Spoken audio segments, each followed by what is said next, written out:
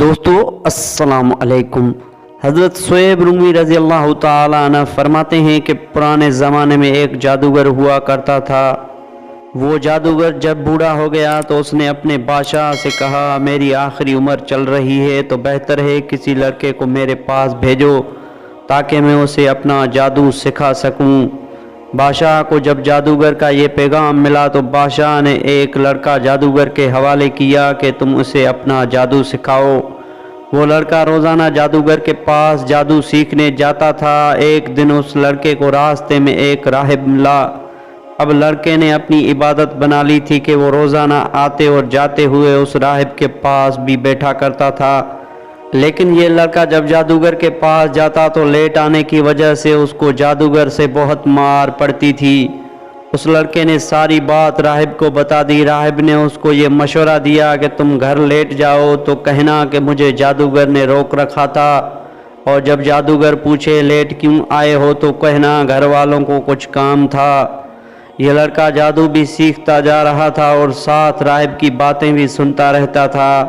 ایک دن یہ لڑکا راستے سے گزر رہا تھا کہ ایک بھاری بھرکم جانور نے لوگوں کا راستہ روک رکھا تھا۔ لڑکے نے دل میں سوچا کہ آج دیکھتا ہوں کہ جادوگر حق پر ہے یا پھر راہب۔ لڑکے نے ایک پتھر اٹھا کر کہا، اے اللہ، اگر جادوگر کے مقابلے میں راہب کا طریقہ زیادہ بہتر ہے تو اس جانور کو مار دے۔ اللہ کا حکم ہوا تو جانور پتھر لگنے سے مر گیا۔ لڑکے نے راہب کے پاس جا کر سارا کچھ بتا دیا۔ راہب نے کہا کہ میں دیکھ رہا ہوں کہ تیری آزمائش کے دن شروع ہونے والے ہیں۔ لڑکے نے اللہ کے حکم سے پیدائشی اندھوں کو ٹھیک کرنا شروع کر دیا۔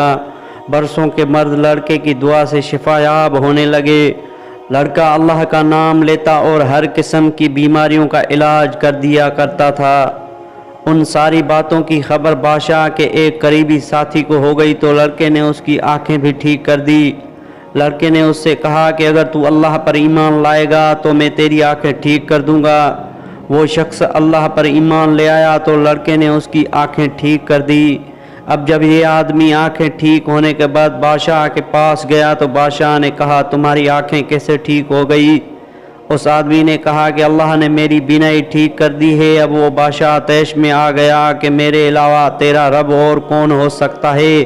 اس آدمی نے اس لڑکے کا بتا دیا۔ بادشاہ نے لڑکے کو پیغام بھجوایا۔ جب لڑکا آیا تو بادشاہ نے اسے کہا کہ تیرا جادوگری کا فن اتنا کامیاب ہو گیا کہ تو بیماروں کو ٹھیک کر دیتا ہے، نابینا کو آنکھیں دے دیتا ہے۔